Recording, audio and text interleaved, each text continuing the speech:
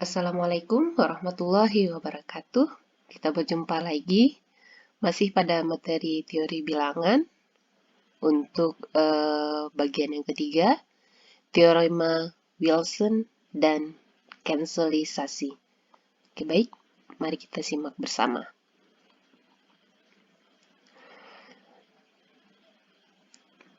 Oke, yang pertama sekali, teorema Wilson bunyinya, untuk suatu bilangan prima, ya, untuk bilangan prima ya, ingat, untuk bilangan prima P berlaku P kurang 1 faktorial itu kongruen dengan min 1 modulo P.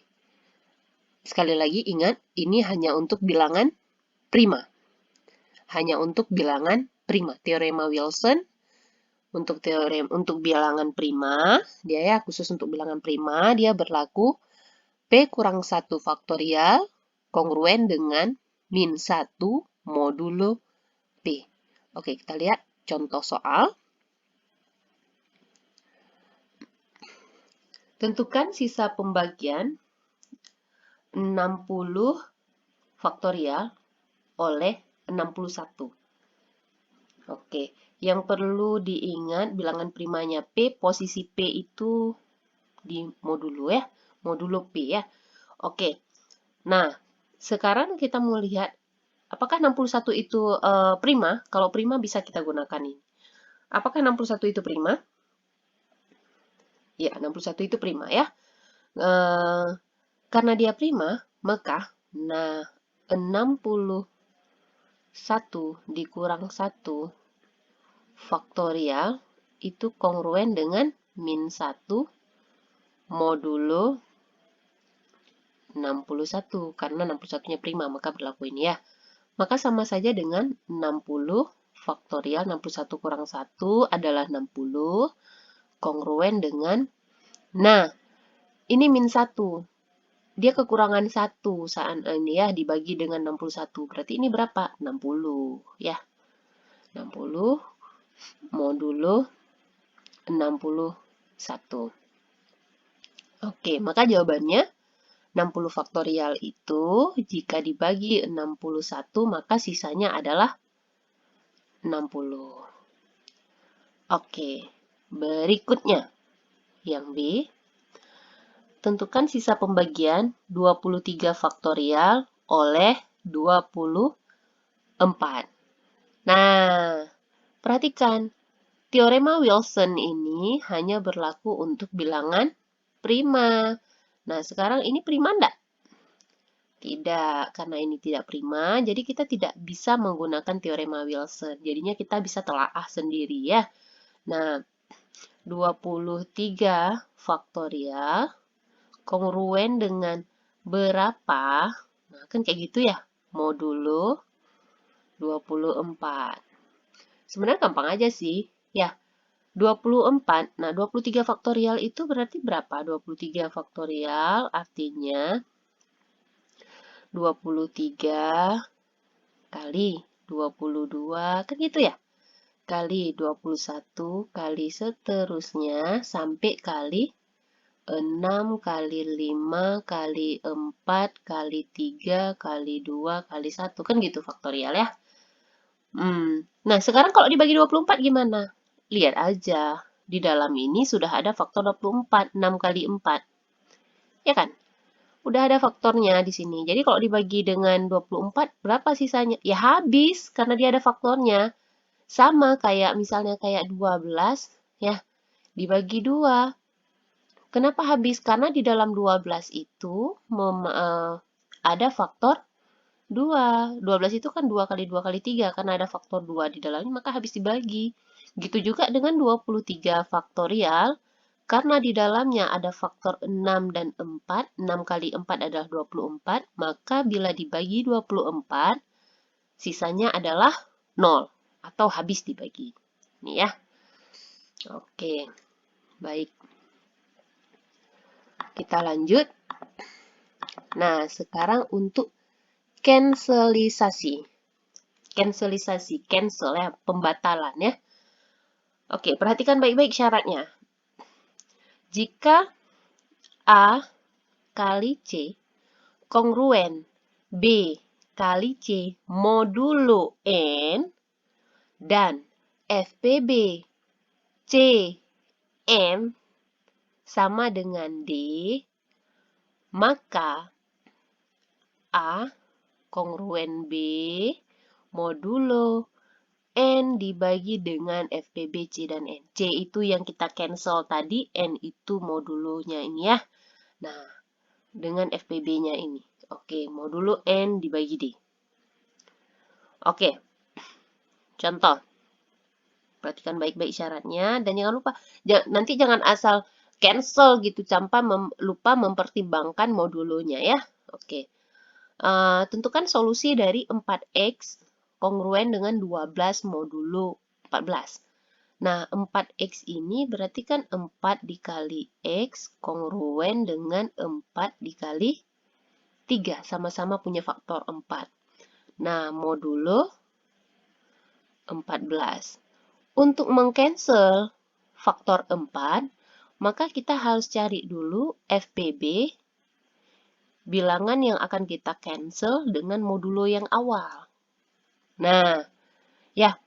Nah, 4 dan 14. Berapa FPB-nya? Faktor persekutuan terbesarnya. Berapa faktor persekutuan antara 4 dan 14?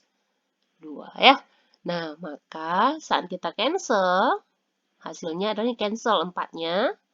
X kongruen 3 modulo 14 yang awal dibagi dengan FPB-nya itu tadi. Nah, maka jadinya X kongruen 3 modulo 7. Oke, ini dia ya. Nah, jadi kalau ditanya solusinya, nah solusinya gimana? Ini kan maknanya apa? Ini maknanya, nah, X kurang 3 sama dengan 7K. Kan gitu ya maknanya ya. Nah, atau X itu sama dengan 7K tambah 3. Jadi karena K-nya bilangan bulat, K-nya bisa bergerak dari 0. Misalnya kita ambil yang positif saja ya. Misalnya K-nya dari 0. Maka X-nya bernilai 3. Ya, kalau K-nya kita ganti 1, maka ini jadi 7 tambah 3, 10. K-nya kita ganti 2, 17, dan seterusnya. Gitu ya. Maka ini solusinya. Solusinya bisa kita tulis dalam bentuk X kongruen ini atau kita tulis dalam bentuk yang nomor 2. Oke, lanjut. Kita lihat soal-soal.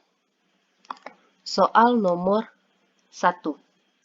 Tentukan sisa pembagian 58 faktorial oleh 61. Nah, 58 faktorial oleh 61, kita siapkan dulu. Nah, yang pertama, kita sudah tahu karena 61 ini adalah bilangan prima, maka yang kita punya itu adalah 60 faktorial kongruen dengan 60 modulo 61. Ini pada bagian sebelumnya tadi ya. Oke. Nah, sedangkan kita pengennya 58 faktorial. Maka yang pertama, kita akan mengeluarkan faktor 60. Nah, 60 faktorial itu kan sama saja dengan 59 faktorial kali 60. Gitu ya. Nah, ini saya jelaskan ulang. 5 faktorial itu kan sama dengan 5, 4, 3, 2, 1. Kan dikalikan ini semuanya. Maka ini sama saja dengan 5 dikali dengan 4 faktorial. Nah, itu boleh ya.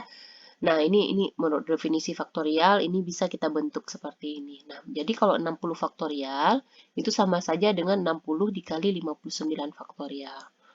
Modulo 61. Nah, sekarang kita mau cancel si 60. Untuk cancel si 60, FPB 60 dengan 61 berapa? 1 ya, karena si 61-nya itu prima. Jadinya karena FPB-nya 1, maka 61 nanti kita bagi dengan 1. Oke, kita cancel, maka jadinya 59 faktorial kongruen dengan cancel 60 jadinya berapa ini? 1 ya. Oke, modulo 61. Oke, berikutnya. Kita perlunya 58 faktorial. Nah, faktorin lagi. Jadinya ini 59 dikalikan dengan 58 faktorial kongruen dengan 1 modulo 61. Oke. Nah, sekarang kita sudah sampai di sini ya. Sudah sampai di sini. Nah, sekarang 59 itu sendiri untuk kita bagi 61. Nah, dia kan kekurangan 2 dari 61 ya. Maka ini bisa kita ganti. Ini bisa kita ganti dengan kekurangan 2. Min 2. Ya. Nah, ini makanya ini diganti dengan min 2. Min 2 kali 58 faktorial kongruen dengan. Nah, sekarang ini kan kita modulo 61. Modulo 61 itu kalau ini sama kayak bilangan jam deh ya. Kalau misalnya dia kelebihan 1, maka dia sama saja kekurangan 60. Bingung ya? Nah, kalau bingung gini. Nah, kalau bingung, misalnya saya buat modulo 5 ya, bilangan yang kecil. Kalau bilangan kelipatan 5 itu kan 5 ya, 10, 15. Nah, sekarang kalau misalnya kita tinjau 11 itu ya terhadap 10 dia lebih 1, tapi terhadap 15 dia kekurangan 4. Kalau tanpa kita melihat tandanya, cara mudahnya, maka 1 tambah 4 adalah 5. Bisa dipahami ya? Oke, begitu juga dengan 1. 1 itu kalau kita perhatikan terhadap modulo 61, itu dia maka sama saja dengan berapa? Dengan min 60 terhadap modulo 61 ya, min 60 modulo 61. Oke, kita sudah sampai di sini. Nah, untuk di tahap ini, sekarang tinggal kita membaginya dengan min 2, sama-sama dibagi dengan min 2. Kita cancel min 2, berarti kita perhatikan min 2 dengan 61 itu berapa FPB-nya? Kan lagi-lagi karena 61 itu adalah bilangan prima, maka FPB-nya adalah 1. Jadi kita bisa langsung cancel, ini di cancel min 2-nya, ini dibagi min 2, maka ini hasilnya adalah 30. Oke. 30. Jadi 58 faktorial dibagi 61, sisanya adalah 30. Oke, kita lanjut soal nomor 2. Tentukan sisa pembagian 23 pangkat 71 oleh 15. Nah, yang pertama sekali, telaah dulu apakah 23 dengan 15 itu FPB-nya 1. Nah, cek dulu FPB dari 23 dan 15 itu apakah 1?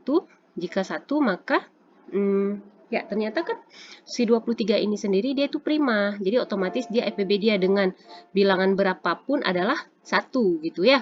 Nah, dengan demikian maka 23 pangkat pi 15 kongruen dengan 1 modulo 15. Nah, pi 15 sama dengan 15 dikali karena 15 itu sama dengan 3 kali 5, maka pi 15 dikalikan dengan 2/3. 2 ini adalah 3 kurang 1, 4/5, ya, faktorisasi primanya 3 dan 5. Oke, berikutnya maka hasilnya 8. Dengan demikian, 23 itu 23 pangkat 8 kongruen 1 modulo 15. Nah, seperti ini ya. Oke. Nah, untuk berikutnya, kita kan perlu pangkatnya 71. Nah, ini bisa saja kita siasati. Dan salah satunya kita gunakan sifat 1, kita beri pangkat. Kalau sifat 1 kan kita beri pangkat ya. Gimana sih bunyi sifat 1? Bunyi sifat 1 itu A kongruen B modulo N, maka A pangkat K juga kongruen dengan B pangkat K modulo N. Kita beri pangkat yang sama. Ya. Nah, di sini triknya dia memberikan pangkatnya 9. Nah, 23 pangkat 8 di pangkat 9, jadinya 8 kali 9 dapatnya 72. Kongruen dengan 1 pangkat 9, hasilnya 1. Gitu ya. Nah, sedangkan kita perlunya 71. Maka pisahkan satu yang ini pangkatnya. Jadinya 23 pangkat 71 kalikan dengan 23 kongruen dengan 1 modulo 15. Berikutnya, reduksi si 23 ini. 23 dikurang 15, sisanya 8 ya. Nah, ini maka ini 8. Nah, sekarang kalau misalnya ini 8, ini 1, kita belum bisa ngapa-ngapain. Nah, ada trik berikutnya. Trik berikutnya, 1 ini tambahkan 15. Dengan ini. Kita boleh menambahkan, boleh mengurangkan untuk kepentingan menyederhanakan ya. Jadinya kita tambah 15 jadinya 16. Nah, sudah sampai tahap ini, kita pakai cancelisasi. Sama-sama kita bagi 8. Dengan mengingat FPB dari 8 dan 15 adalah 1. Jadi nggak pengaruh nilai modulunya ya. Sama-sama kita cancel 8-nya. Di sini kita cancel 8, maka tinggal 2. Jadi dapatlah 23 pangkat 71 jika dibagi 15 bersisa 2. Oke, berikutnya soal nomor 3. Soal nomor 3, tentukan solusi dari 37X kongruen 12 modulo 15. Oke, nah yang pertama sekali yang bisa kita lakukan, nah kita melihat 37 dengan 12 ini kan tidak bisa kita sama-sama kita terapkan cancelisasi ya. Jadi kita apain? Coba kita reduksi, gitu ya.